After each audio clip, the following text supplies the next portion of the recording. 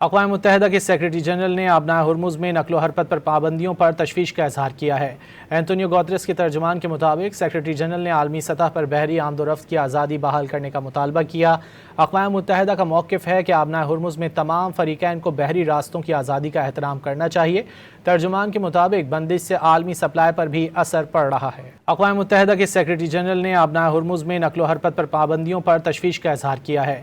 Antonio Guterres کے ترجمان کے مطابق سیکرٹری جنرل نے عالمی سطح پر بحری آمد و رفت کی آزادی بحال کرنے کا مطالبہ کیا۔ اقوام متحدہ کا موقف ہے کہ آبنائے ہرمز میں تمام فریقین کو بحری راستوں کی آزادی کا احترام کرنا چاہیے۔